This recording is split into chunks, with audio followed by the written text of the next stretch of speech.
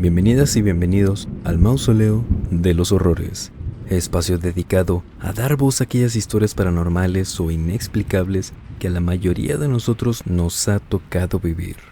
Historias en las que no sabemos exactamente qué fue lo que vimos, escuchamos o pasó, pero nunca se nos va a olvidar cómo nos hizo sentir aquella experiencia, ya sea miedo, confusión, angustia o calma. Lo que sí sabemos es que eso que sentimos fue real. Y ya que estamos aquí, permítanos acompañarlos durante cualquier actividad que estén realizando o pónganse cómodos. Vamos a desconectarnos un ratito del estrés y de la prisa del mundo exterior y mejor, preparen y acompáñenos con la bebida de su preferencia para transportarnos directo a cada océano donde toma lugar cada una de las historias de esta noche.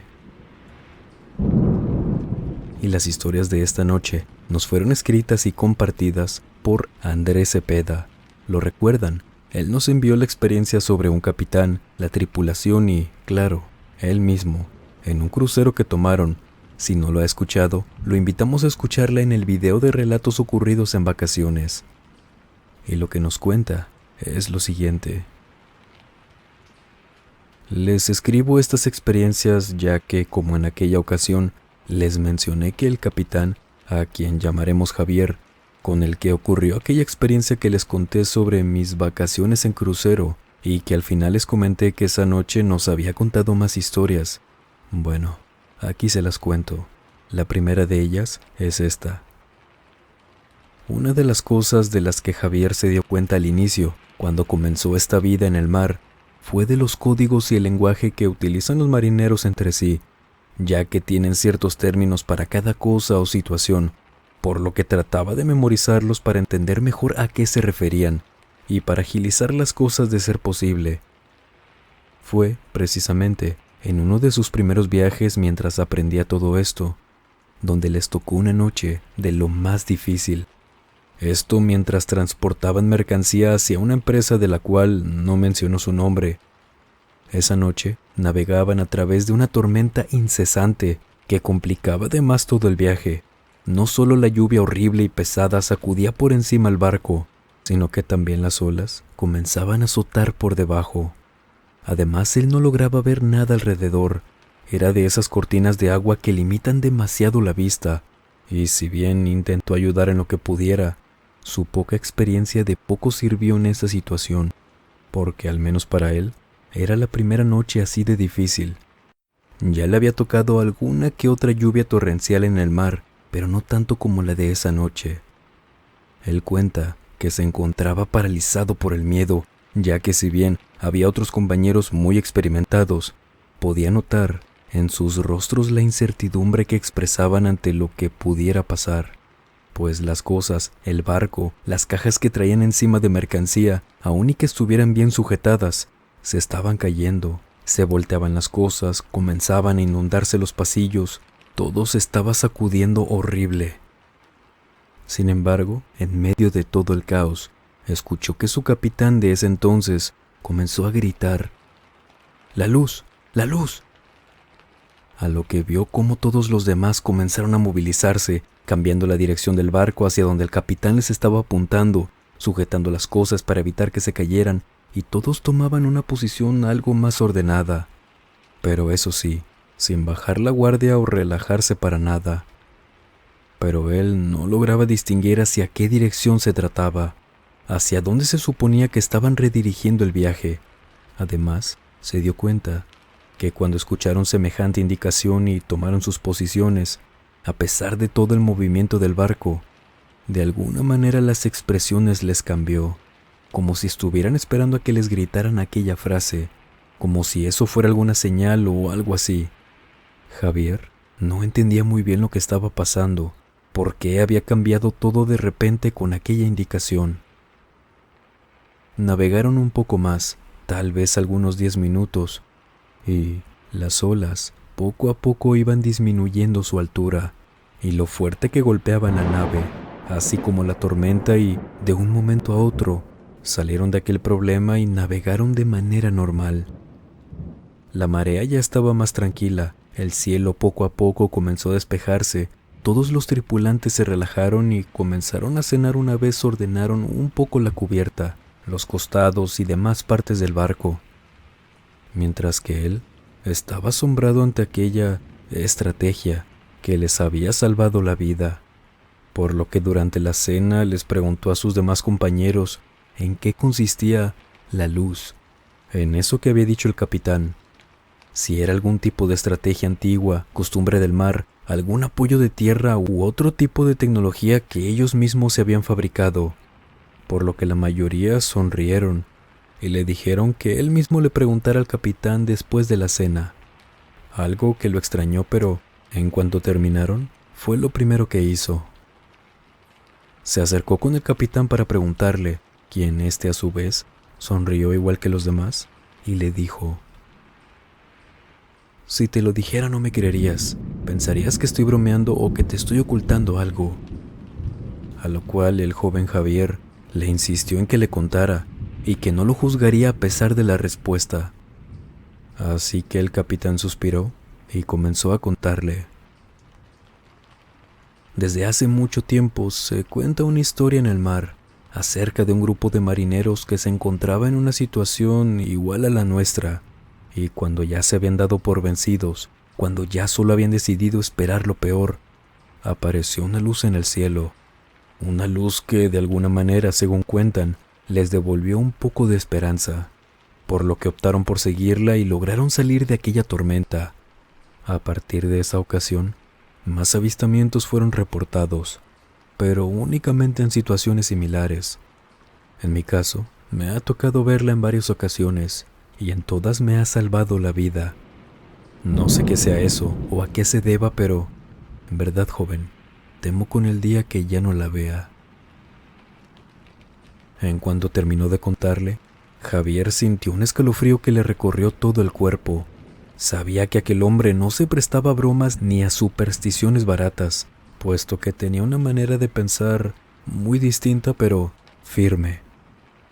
Ante su promesa de no juzgar ni cuestionar, se limitó a realizar otra pregunta. Simplemente se quedó contemplando el cielo, tratando de encontrar aquella luz a la que le debía la vida o tratando de encontrar las respuestas a esas preguntas que aquella tormenta y la luz que él no había alcanzado a ver le habían generado.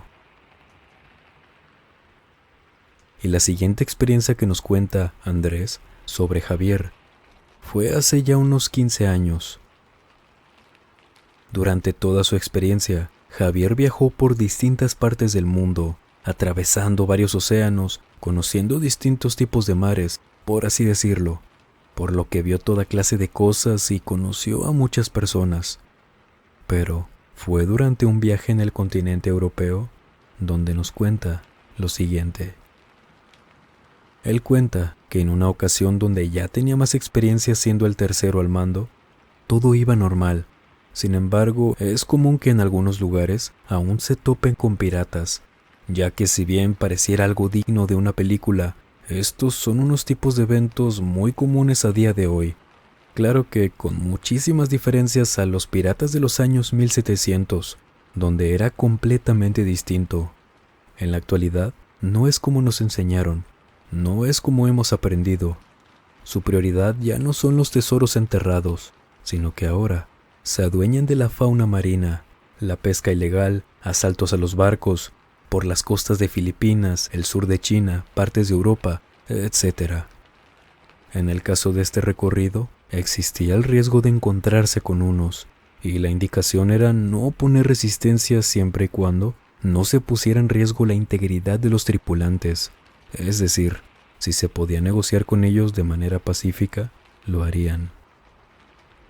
Él sabía que si bien había que ser precavido, realmente en ese viaje no existía mucho riesgo.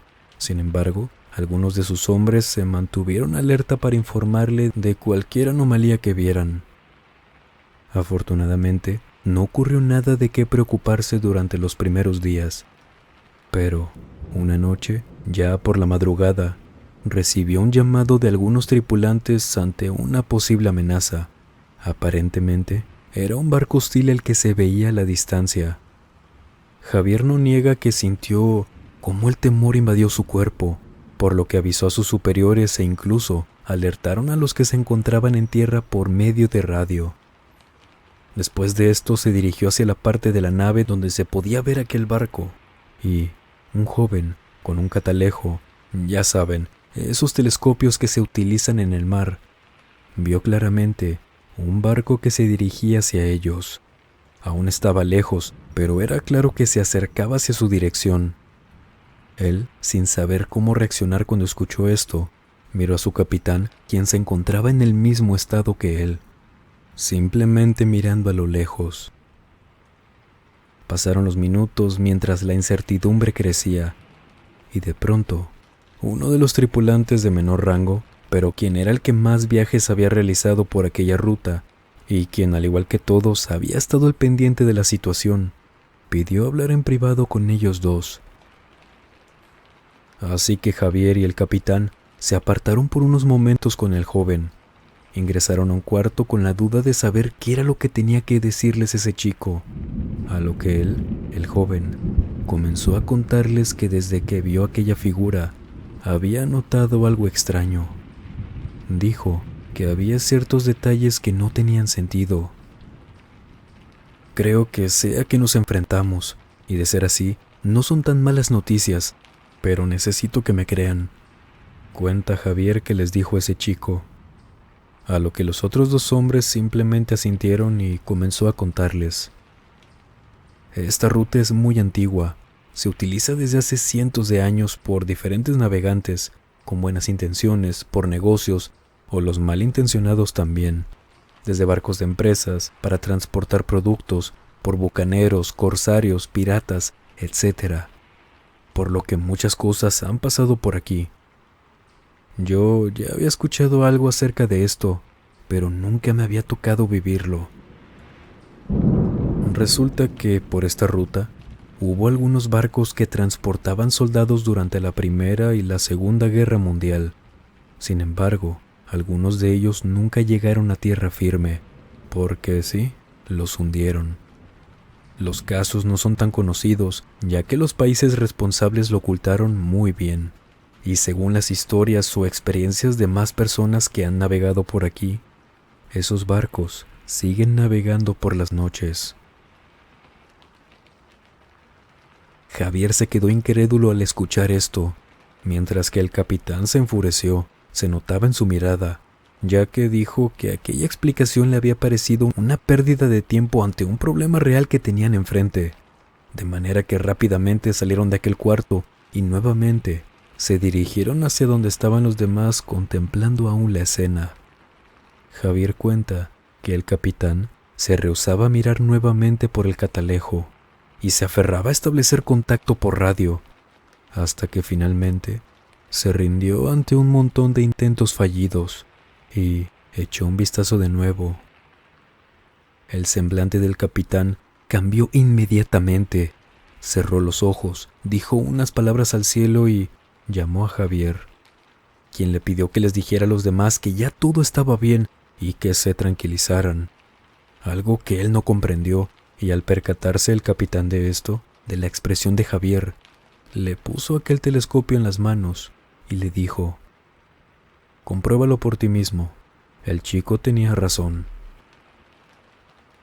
Javier se sintió muy extraño. Por un lado las cosas se habían calmado, pero por otro no sabría explicar lo que estaba sintiendo. Y al mismo tiempo, la curiosidad lo inundó inmensamente, así que tras pensarlo por unos segundos, se armó de valor y miró por su propia cuenta. Aquel barco ya era muy viejo, en su mayor parte, y a lo que alcanzaba a ver, estaba muy oxidado. No era tampoco como nada que estuviera navegando en esos tiempos, además de que se podían ver algunas cualidades propias de un barco de guerra. Todas las luces de esa nave estaban apagadas. Sin embargo, lo que más le aterró fue ver las siluetas entre la oscuridad de decenas de hombres que parecían mirar fijamente hacia ellos, sin moverse para nada. Javier se quedó inmóvil ante aquella imagen tan imponente, pero reaccionó tras escuchar la voz del capitán quien le pidió nuevamente que diera aviso a todos, mientras aún en su mente lo perseguía aquella imagen. Pasaron unos minutos en los que volvían a acomodar todo, a retomar el curso, cuando trató de ver nuevamente. Volvió a tomar el catalejo y con dificultad trataba de encontrarlo, hasta que, a lo lejos, allá entre la neblina, muy alejado de su posición, veía la silueta de ese enorme barco perdiéndose en la oscuridad. Esta siguiente experiencia le sucedió a Javier mientras trabajaba como piloto de un bote chico, de esos que suelen usar los turistas para dar una vuelta cerca de la costa, y también lo utilizaban los buzos para dirigirse a las zonas que les interesaban. Ya habían hecho varios conocidos ahí, tanto como los que ofrecían el servicio del bote a las personas, así como a los buzos.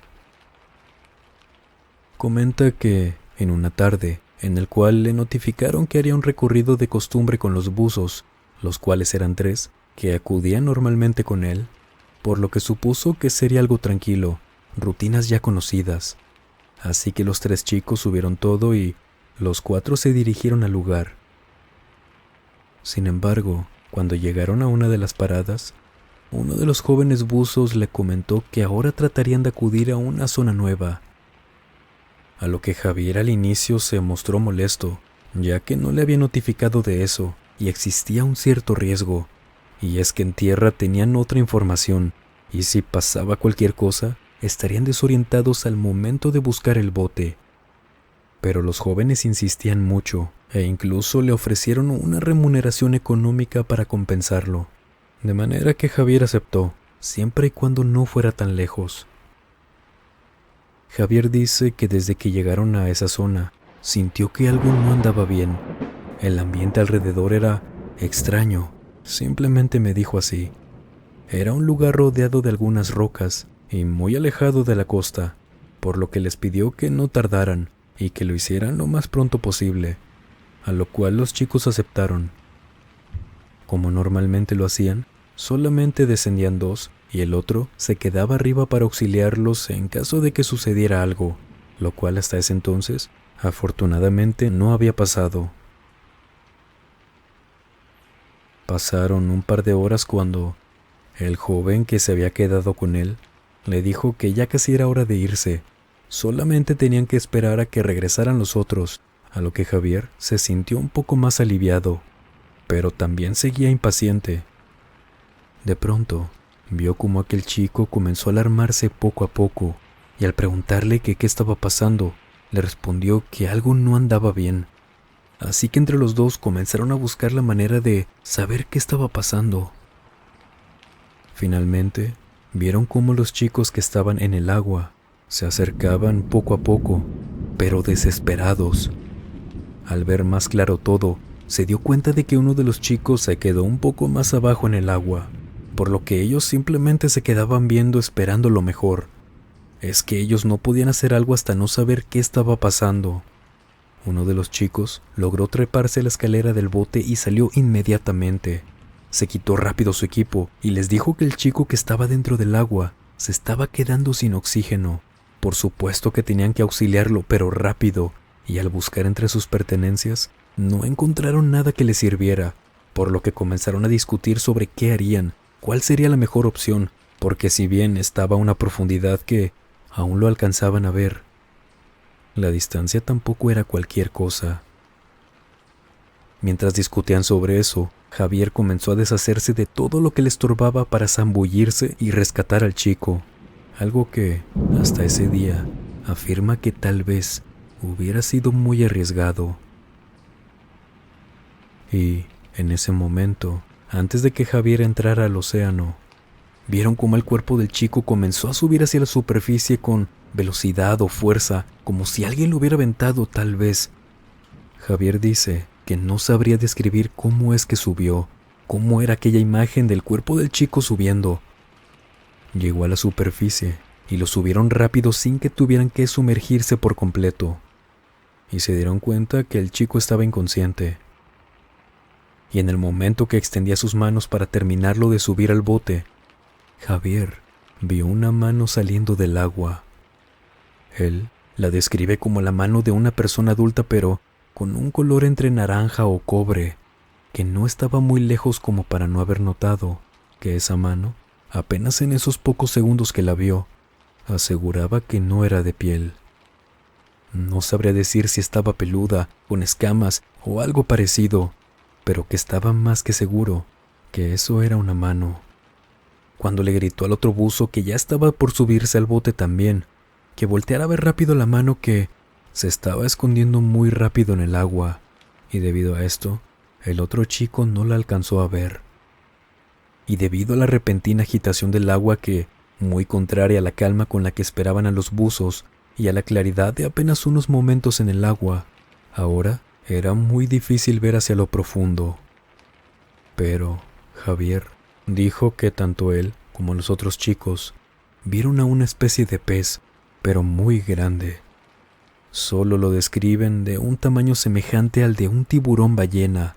Era naranja con verde, con otra forma muy diferente a la especie antes mencionada, y que solo alcanzaron a verla nadar rápidamente hacia lo profundo y sacudiendo el agua de una manera muy brusca.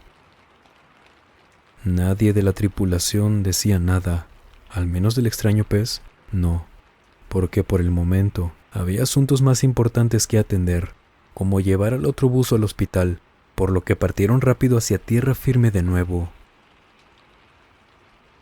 Para bien de todos, aquel chico sobrevivió y no le pasó nada grave. Sin embargo, él afirmaba que había perdido el conocimiento metros abajo de la superficie y no se explicaba cómo es que había llegado al bote. Entre todos intentaron recapitular si habían visto algún pez o animal grande y con esas características mientras buceaban. Pero nadie, y de hecho, hasta ese momento, ninguno de los chicos ni Javier habían visto a una criatura así, y mucho menos una mano salir del mar, que coincidiera encima con el color de ese pez tan grande que vio Javier en el agua. Para este último relato, pedimos discreción a los menores de la audiencia. Tratamos de verdad, con todo el respeto del mundo, este tema, y de ser posible, evidenciar las horribles cosas que siguen ocurriendo en el mundo.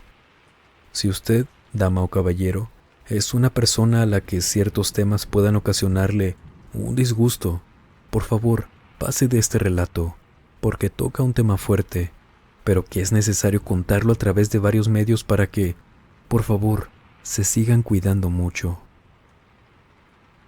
Por último, me parece oportuno cerrar con lo que aquel capitán, Javier, considera como lo más escalofriante que ha visto a lo largo de su carrera. Y créanme que no son palabras menores. Aquella noche ante la luz de la luna, en ese cielo despejado, luego de la experiencia que les conté sobre mis vacaciones, nos contó que a pesar de los avistamientos de distintas criaturas, a pesar de las historias de fantasmas que se cuentan y las luces en el cielo, lo más horrible que le ha tocado ver, y esto en diversas ocasiones, es la horrible maldad del ser humano. Javier nos cuenta que lamentablemente es muy común que una o dos chicas se pierdan en algún crucero y que nunca sean encontradas, ya que lamentablemente existen redes de tráfico de personas que privan a otros de su libertad para obtener un beneficio. No mencionaremos los detalles de los negocios tan horrendos que tienen, pero ya se imaginarán. Además, tiene la sospecha de que muchas de estas empresas de los cruceros incluso están no solo al tanto de esto, sino que sí se sospecha que trabajen con ellos, o que al menos reciban algún beneficio de eso, de parte de estas organizaciones criminales, y en la mayoría de los casos, lamentablemente la policía poco o nada puede hacer. Una de las escenas que al día de hoy dice que le perturban durante las noches fue en una ocasión que trabajó en los muelles descargando los grandes contenedores que se envían entre países, y en una ocasión se encontró un contenedor, al abrirlo, con aproximadamente 10 mujeres de entre 20 y 30 años, pero, lamentablemente, sin vida. Estas personas claramente estaban siendo transportadas por una red de tráfico, y se imagina que tal vez tuvieron algún descuido en el que todas las personas perdieron la vida por falta de oxígeno. Ninguna pudo ser identificada en aquella ocasión, esto por tratarse de extranjeras. Sus cuerpos no fueron reclamados y los responsables jamás fueron encontrados. ¿Y ustedes han vivido alguna experiencia paranormal? De ser así, por favor, escríbanos a través de la página de Facebook, el correo electrónico o nuestra cuenta de Instagram que dejamos como siempre en la descripción y en el comentario fijado. Inmensas gracias por tanto apoyo y cariño hacia su espacio, por supuesto, que han cuidado y querido tanto. Gracias por su apoyo a través de los comentarios, me gusta en cada video, por compartirlos y por supuesto, por suscribirse. Lo importante siempre es que disfrute de estas historias y de este trabajo que está hecho por y para ustedes. Un pequeño recordatorio, ya casi llegamos a los 1000 suscriptores en el canal secundario, por si les sirve. El enlace también lo dejaremos en el comentario fijado.